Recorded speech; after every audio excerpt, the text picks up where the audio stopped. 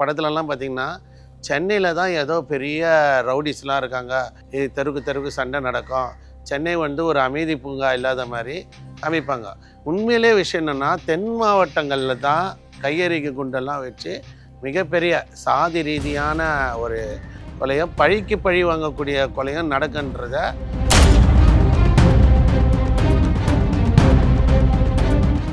மிகப்பெரிய ரவுடிசம்ன்றது 1995லேருந்து 2005 வரைக்கும் தான் மிகப்பெரிய ரிவெஞ்ச் ஆன ரவுடிசம் இருந்தது. அப்படி இருக்கிறப்போ இந்த வெள்ளைக்காளீஸ்வரனுடைய கூட பிறந்த தம்பி சகோதரரை வந்து இந்த குருசாமி டீமு அடிக்கிறாங்க. அடித்தவொடனே 2003 வெள்ளைக்காளி வந்து ஒரு சபதம் ஏற்கிறார். என்ன ஏற்கிறாருன்னா, என் தம்பியை வந்து சாவடிச்சதுக்காக குருசாமி குடும்பத்தில் ஒருத்தரும் விட மாட்டேன் அப்படின்ட்டு பண்ணுறாங்க. ஆக்சுவலாக ஒரு 3 காவல்துறை பாதிக்கப்பட்டாங்க. அவங்கள பற்றி எந்த சேனல்லையும் ஒரு வரியிலே முடிச்சிட்டாங்க. ஆனால் வெள்ளைக்காளீஸ்வரன் பாதுகாப்பு பண்ணிட்டோம். ஒரு 9 கொலை பண்ண, ஒரு 8 கொலை முயற்சி, 30க்கும் மேற்பட்ட வழக்குகளை கொண்டவங்கள AK-47 கூட சென்னை ஆயுதப்பட அவரை வந்து பிக்கப் பண்ணிட்டோம். நாங்கள் அவருக்கு உயிரை காப்பாற்றிட்டோம் அப்படின்றாங்க. ஆனால் 23 வருஷமாக இத்தனை வழக்கு இருந்தோம் இந்த அரசாங்கம் வெள்ளைக்காளீஸ்வரனை தண்டிக்கலை. இப்போ அவர் மர்டர் பண்ணது ஆப்போசிட் டீமில் கிளாமர் கார்த்திக் என்ற காளீஸ்வரன். அவரும் இந்த கொலை வழக்கில் வெள்ளைக்காளீஸ்வரன் தாயார் உள்பட 7 பேர் அரெஸ்ட் ஆகிருக்காங்க. அப்போ என்னன்னா, குடும்பத்துக்கு தெரிஞ்ச ரிவெஞ்சுன்றது ஒன்று இருக்குது. கண்டிப்பாக கொலை நடக்குன்றது அவங்களுக்கு தெரியாதா? காவல்துறை இன்டெலிஜென்ஸு போடலையா? அதுக்கு பயந்துன்னு வெள்ளைக்காளீஸ்வரனுடைய மனைவி திவ்யான்றவங்க என்ன பண்ணுறாங்க, நேராக போயிட்டு மனித உரிமை ஆணையத்தில் போய் அவங்க வீட்டுக்காரை காப்பாற்றணும்னு நினைக்கிறாங்க. ப்ரீவியஸ் அக்யூஸ்டுடைய வழக்குகளை எப்படி ஒரு மனுவாக மனித உரிமை ஆணையத்தில் எடுக்கிறாங்கன்றது தெரியல. ரிஃப்ளெக்ட் நேருக்கு சமூக ஆர்வலர் சசிகுமார் வணக்கம். இப்போ பார்த்தீங்கன்னா 2 நாளைக்கு முன்னாடி நம்ம பார்த்தோம், இந்த வெள்ளைக்காளி என்பவர் வந்து புழல் சிறையிலேருந்து கொண்டுன்னு போகிறப்போ இந்த டோல்கேட் ஆண்டை புதுக்கோட்டை அந்த நீதிமன்றத்துக்கு போகிறதுக்கு டோல்கேட் ஆண்டை வந்து ஒரு பிரச்சனை. அதாவது கையெறிகை குண்ட மூலம் அவரை கொல்ல ஒரு கும்பல் வந்து ரெடியாக இருக்குது. இப்போ நம்ம பார்க்க போகிறது வந்து எல்லாரும் கேட்டாங்க, ஆனால் இதை பற்றி கொஞ்சம் யார் இந்த வெள்ளைக்காளியுடைய பேக்கப் என்ன, அதாவது டோட்டலாக ரவுடிசத்தை பற்றி நம்ம தொடர்ந்து பேசிகிட்ருக்கோம். ரெண்டாவது பார்த்திங்கன்னா, இந்த வெள்ளைக்காளி என்பவர் யார், மதுரையில் இவருடைய ரோல் என்னன்ட்டு அப்படி கேட்டிருக்காங்க. இப்போ பார்த்திங்கன்னா, நம்ம சொல்கிறது மதுரை மாவட்டத்தில் பல ரவுடிஸ் இருக்காங்க.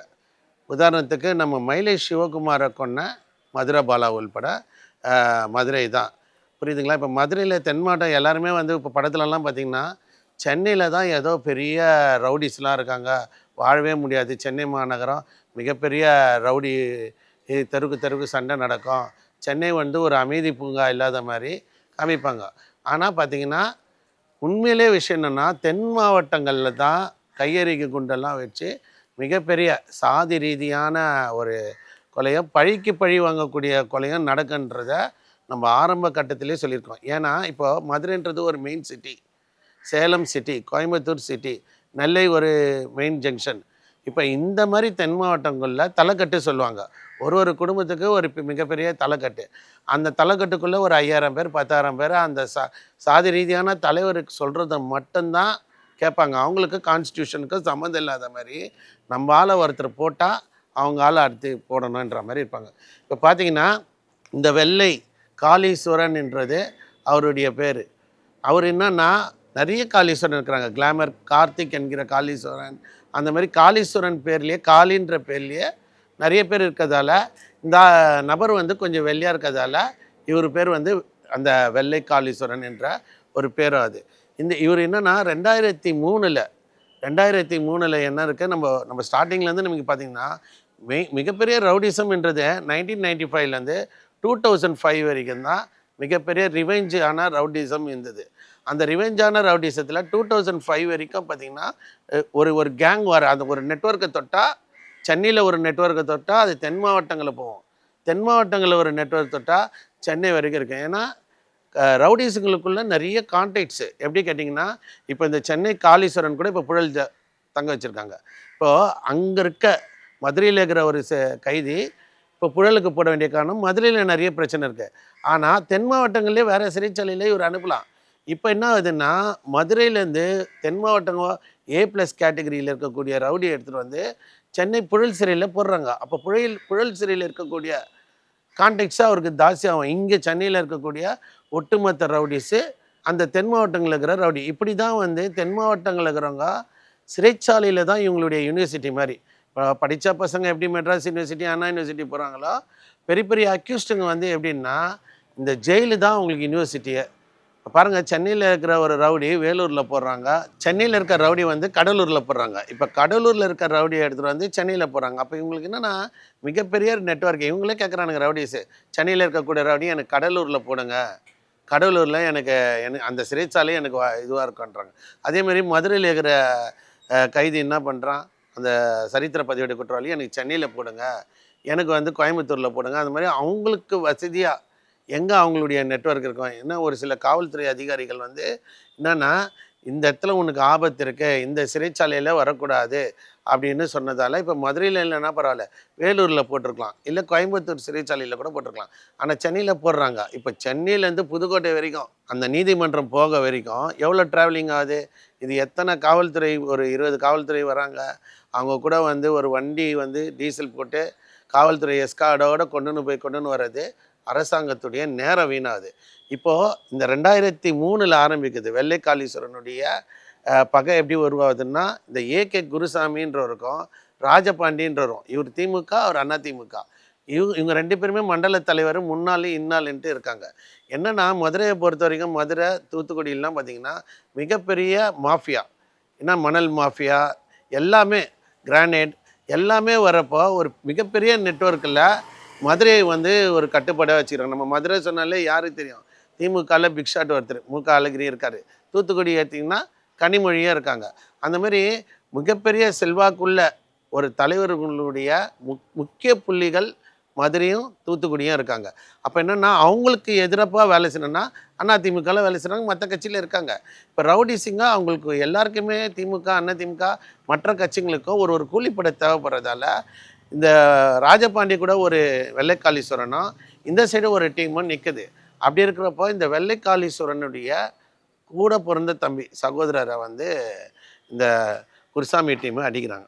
அடித்த உடனே 2003 வெள்ளைக்காளி வந்து ஒரு சபதம் ஏற்கிறார். என்ன ஏற்கிறாருன்னா, என்னை தம்பியை வந்து சாவடிச்சதுக்காக குருசாமி குடும்பத்தில் ஒருத்தரும் விட மாட்டேன் அப்படின்ட்டு பண்ணுறாங்க. இதுக்கு நடுவில் என்னென்னா போலீஸ் வந்து சில வேலையை பண்ணுறாங்க. என்னென்னா உளவுத்துறை வந்து சும்மா இருக்க ரவுடிஸையும் ஒரு சைக்காலஜிக்காக என்ன பண்ணுவாங்கன்னா, ஏய் கொஞ்சம் உஷாராரா, உன்னை அந்த டீமில் அடிக்க இருப்பாங்க அப்படின்னு ஒரு இன்ட்டு கொடுப்பாங்க. அந்த காவல்துறை அதிகாரிங்க அந்த ஒரு நபர், ஒரு டீமை சேர்ந்த ஒரு ரவுடிக்கு, அவன் வந்து இவர் ஏதோ பொய் சொல்கிறாரு அப்படின்ட்டு கூட சொல்லிவிட்டு விட்டுடுவான். ஆனால் இன்னொரு காவல்துறை என்ன பண்ணுவாங்க, அவங்ககிட்டே போயிட்டு உன்னை அடிக்கிறதா இருக்கிறாங்க, செகண்ட் டைம் போய் சொல்லுவாங்க. அப்போ 3வதா கோர்ட்டாளி, ஒரு சில கோர்ட்டாளிங்க, ஸ்டேஷனில் இருக்கக்கூடிய ஹெட் கான்ஸ்டேபிளுங்க, அவங்களாம் என்ன பண்ணுவாங்க, அந்த ரவுடிஸ் கிட்ட போய் உஷாராரா உன்னை தான் அடிக்கணும்னு இருக்கிறாங்கன்னொடனே 3-4 பேர் ஒரே சிம்பிளில் இவனுக்கு அலர்ட் கொடுக்குறப்போ இவங்க 2 பேருக்கு டச் இல்லாமல் இருக்கலாம், இவங்க 2 பேர் ஏதோ ஒரு சம்பவம் நடந்துச்சு அப்படி கூட விட்டுட்டு போயிடலாம். ஆனால் இந்த இடத்துல காவல்துறை வந்து இன்டெலிஜென்ஸு ப்ளஸ் போலீஸ் எல்லாம் என்ன பண்ணுறாங்க, ஒரு இன்டிமேஷன் ரவுடிஸுங்களுக்குள்ளே தூண்டி விடுறது, இல்லாத ஒரு விஷயத்த இருக்கிற மாதிரி காட்டி அவங்களுக்குள்ள பகையை வளர்ப்பாங்க. அப்போ என்ன பண்ண, ஆல்ரெடி இப்போ வெள்ளைக்காளி மேலே 30க்கும் மேற்பட்ட எஃப்ஐஆர், 9 கொலை வழக்குகள், 8 கொலை முயற்சி, இது வந்து அரசாங்க கெசட். இது இல்லாமல் பல வழக்குகள் அவர் மேலே இருக்குது. நம்ம பேசுகிறது வந்து இருக்கிறது வரைக்கும் அதாவது சொல்கிறாங்க. ஆனால் இது இல்லாமல் அவர் மேலே புகார் கொடுக்க பயந்துன்னு எவ்வளோ பேர் இருப்பாங்க.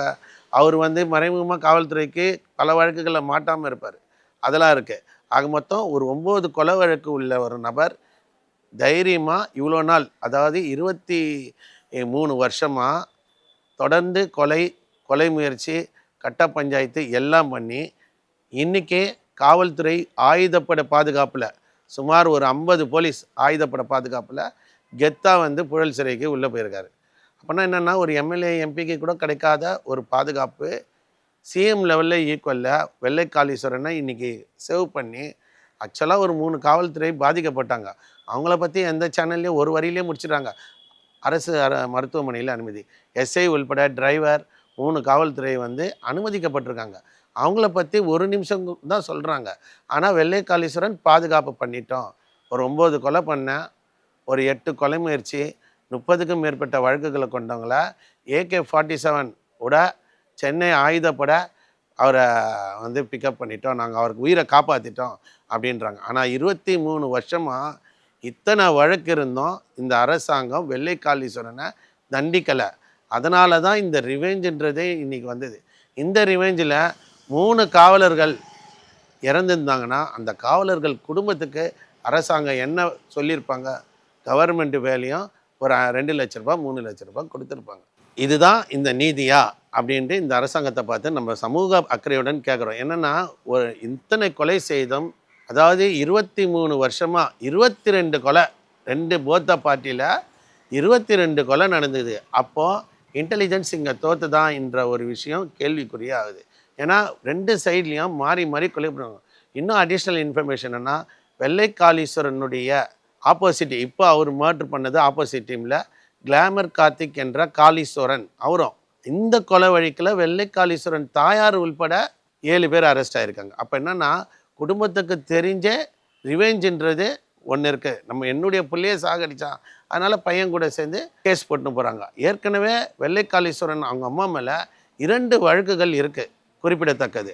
அந்த 2 வழக்கு இருக்கிறப்போ இந்த லேடியுடைய பையனை கொன்னதுக்காக இந்த ரிவெஞ்சில் கண்டிப்பாக கொலை நடக்குன்றது அவங்களுக்கு தெரியாதா? காவல்துறை இன்டெலிஜென்ஸு போடலையா? இதுக்கு நடுவில் வெள்ளை காளீஸ்வரனுடைய நண்பர் சுரேஷ் சந்திரபோஸ் அவரை போலீஸ் என்கவுண்டர் பண்ணுறாங்க 22 மார்ச் 2025. அதுக்கு பயந்துன்னு வெள்ளை காளீஸ்வரனுடைய மனைவி திவ்யான்றவங்க என்ன பண்ணுறாங்க? நேராக போயிட்டு மனித உரிமை ஆணையத்தில் போய் அவங்க வீட்டுக்காரை காப்பாற்றணும்னு நினைக்கிறாங்க. அந்த மனித உரிமை ஆணையத்தில் எப்படி இந்த மாதிரி மனுவை ஏற்றுக்கிறாங்க? ஏன்னா ஆல்ரெடி 9 கொலை வழக்கில் கேஸு இருக்குது, ப்ரீவியஸ் கேஸு இவர் உயிருக்கு எவ்வளோ, வெள்ளை காளீஸ்வரன் உயிருக்கு எவ்வளோ முக்கியமோ அவரால் கொல்லப்பட்ட 9 பேர் உயிரும் முக்கியம். ப்ரீவியஸ் அக்யூஸ்டுடைய வழக்குகளை எப்படி ஒரு மனுவாக மனித உரிமை ஆணையத்தில் எடுக்கிறாங்கன்றது தெரியல. 2வது போலீஸ் தரப்பில் இன்னொரு டீம் வந்து முன்னாடியே போய் ஆஜராகிறாங்க 10 பேர்கிட்ட. அப்போ இதெல்லாம் வந்து பார்த்திங்கன்னா சமூகத்தில் ஒரு பதட்டத்தை உண்டு பண்ணுவது மட்டும் இல்லாமல் சமூகத்தின் அமைதியும் கெடுக்கும். இந்த கேஸ்லலாம் இவங்களுக்கு முறையாக சாட்சி போட்டு நீதிமன்றத்தில் கரெக்டாக காவல்துறை, அதாவது அந்த ஐஓ இன்ஃபர்மேஷன் ஆஃபீஸர் எவிடென்ஸோடு போட்டு 9 கொலை வழக்கில் 2 கொலை வழக்கில் தண்டனைப்பட்டிருந்தால் கூட இன்றைக்கி இந்த நிகழ்வு நடந்திருக்காது என்பது தான் நம்மளுடைய பதிவு. இப்போ நம்ம பார்க்குற இந்த சம்பவம் பார்த்திங்கன்னா இது இன்றைக்கி நேற்று நடக்கிற மாதிரி இல்லை.